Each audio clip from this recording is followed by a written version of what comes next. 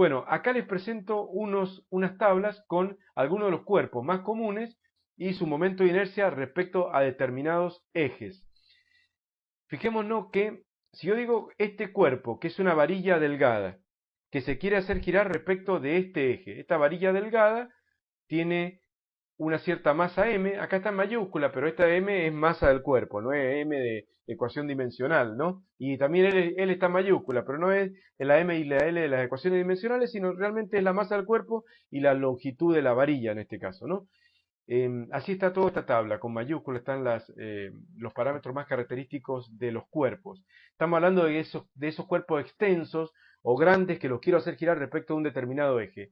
Decíamos que si yo este cuerpo lo quiero hacer girar respecto de este eje, si este eje longitudinal, vertical, pasa por el centro de la varilla, que es un eje baricéntrico, porque pasa por el centro de gravedad, si la varilla es regular y aparte es homogénea y mantiene su composición en todos sus puntos, podemos decir entonces que el centro de gravedad estaría acá, y este sería un eje baricéntrico. Por lo tanto, hay infinitos ejes baricéntricos con diferentes direcciones, todas las rectas que pasan por ese punto, ¿cierto? Pero bueno, como decíamos, para una determinada dirección del eje de giro, por ejemplo, para una dirección vertical, el menor momento de inercia, o sea, la menor resistencia a ser acelerado angularmente, se va a producir cuando el eje de esa dirección determinada, aparte de tener esa dirección determinada, pase por el centro de gravedad y sea un eje baricéntrico. O sea que con esta dirección vertical, esta varilla longitudinal horizontal tendría el menor momento de inercia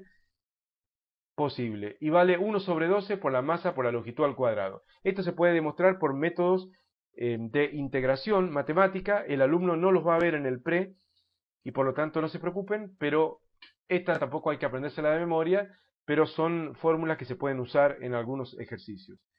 Si este cuerpo lo quiero hacer girar, rotar esta varilla, fíjense que la estoy haciendo rotar respecto de este eje, o sea, este punto va a rotar, toda la varilla va a rotar en un plano perpendicular a la hoja del dibujo, ¿no? O sea, va a girar en torno de este eje.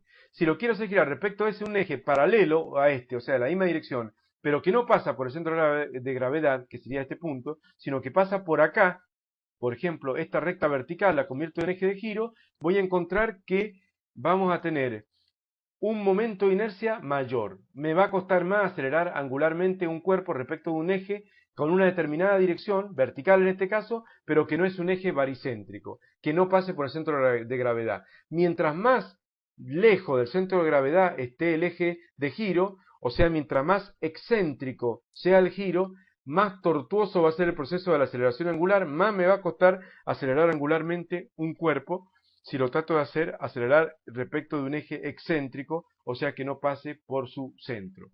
Bien, entonces vemos cómo el momento de inercia es fundamental hablar del cuerpo en sí y también de la distribución de la masa respecto del eje de giro.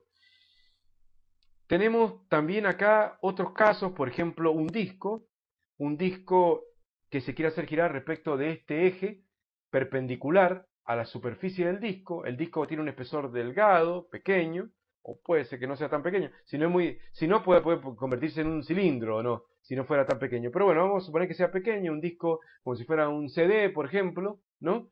Un disco delgado con una estructura donde la masa está distribuida en toda la superficie de la cara, digamos, de las caras, ¿no?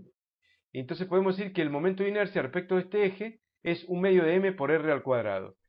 Siempre es una masa por una distancia al cuadrado. Se puede demostrar que es eso. Ahora, fijémonos qué interesante esto. El mismo disco, con la misma radio y demás, que se trata de hacer girar respecto no de un eje que pase por su centro, como es el eje de giro de los discos compactos, por ejemplo, que giran adentro de la máquina reproductora, ¿cierto? Sino si se lo tratara de hacer girar respecto de un eje diametral, o sea, un eje que también sea baricéntrico, también pase por el centro de la gravedad, que es el centro del disco, pero que pase con esta dirección paralela al plano, adentro del plano, o no sé si el alumno se imagina cómo es el giro. Bueno, el eje es este, así que gira de una manera un poco totalmente diferente a este giro de acá. Bueno, ese momento de inercia es menor, es la mitad del momento de inercia superior. Si acá era un medio de m por r cuadrado, acá es la mitad. la mitad de un medio es un cuarto, o sea, un cuarto de m por r al cuadrado. O sea, me cuesta menos acelerar angularmente un disco según este eje diametral, según este eje horizontal que pasa por el plano del propio disco,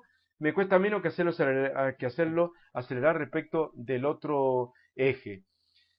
Y eso es bastante lógico, porque si ustedes piensan que el momento de inercia depende de cómo está distribuida la masa del cuerpo en torno del eje de giro, podemos ver que en este caso hay poca masa cerca del eje, que es la poca masa que está donde el eje corta al disco en sí, y el resto de la masa está a una cierta distancia, y mientras más lejos me voy del centro, más lejos está. En cambio acá tenemos varios puntos, o toda una franja del propio disco que pasa al lado del eje. O sea, acá el eje corta en un solo punto al disco, y acá el eje lo toca en muchos puntos, en todo un segmento, podríamos decir, al disco. Entonces, la masa acá está distribuida, más cantidad de masa más cerca del eje y menos cantidad de masa lejos. Acá pensemos que solamente lejos, a una distancia r, hay poca masa. Una masa de por acá y una masita por este lado. En cambio acá hay mucha masa lejos del eje de giro. Entonces, aunque la masa es la misma, al ser distinta la posición del eje de giro, y a pesar de ser los dos ejes baricéntricos, porque pasan por el centro de gravedad, aunque lo hacen con distintas direcciones, podemos decir que el momento de inercia es menor. Bien, y después tenemos algunos ejemplos más. Por ejemplo, tenemos el cilindro. En el cilindro de radio R tenemos que un medio de la masa por el radio al cuadrado es el momento de inercia. Si consideramos un medio de m por r al cuadrado, sería el momento de inercia. Fíjense que si comparamos, esto es lo más que se puede hacer con una tabla, ¿o no? Comparar, sacar conclusiones, no nos vamos a aprender de memoria toda esta fórmula, ¿o no? Comparemos esta con esta. Fijémonos que el mismo momento de inercia, un medio de m por r cuadrado, un medio de m por r cuadrado, este era un disco delgado y este es todo un cilindro, pero la situación es muy similar a esta. El eje es baricéntrico y pasa por el centro en este caso como si fuera una moneda, que en definitiva es como un cilindro, pero de muy pequeña altura, y acá hay un cilindro de una altura no pequeña o grande, pero no afecta mayormente la distribución de la masa en torno de su eje, ¿no? Y después tenemos, por ejemplo, una esfera, 2/5 de la masa por el radio al cuadrado.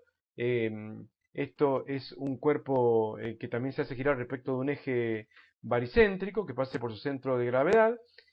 Después tenemos el anillo, masa por radio al cuadrado. Comparemos, por ejemplo, el anillo, donde toda la masa está distribuida bien lejos del centro de giro. Toda la masa del anillo está bien lejos del centro de giro, y comparémoslo, por ejemplo, respecto a este eje vertical que pasa por su centro, con el momento de inercia de esta moneda. Comparemos el anillo con la moneda, digamos. En la moneda toda la masa está distribuida y hay masa que está lejos, que genera mucho momento de inercia, y masa que está cerca y masa que está al lado, que genera poco momento de inercia. Entonces el momento de inercia total da un medio de m por r cuadrado. En cambio, en el anillo, respecto al mismo eje perpendicular que pasa por el centro, toda la masa, supongamos que tengan los dos la misma masa m, el anillo o la moneda. Entonces, en el caso del anillo, si toda la misma masa m, está toda lejos, porque está toda la distancia r, va a tener más momento de inercia, me va a costar más acelerar angularmente este anillo que lo que me costó la moneda. Entonces acá tenemos que es un medio de m por r cuadrado, la mitad de m por r cuadrado. En cambio para el anillo es un m por r cuadrado, o sea es el doble el momento de inercia del anillo que el de la moneda. ¿Por qué? Porque ante la misma masa, la masa está más lejos del centro de giro que lo estaba en el ejemplo de la moneda. Bien, eso es lo más que se puede decir respecto a los momentos de inercia, ¿cierto?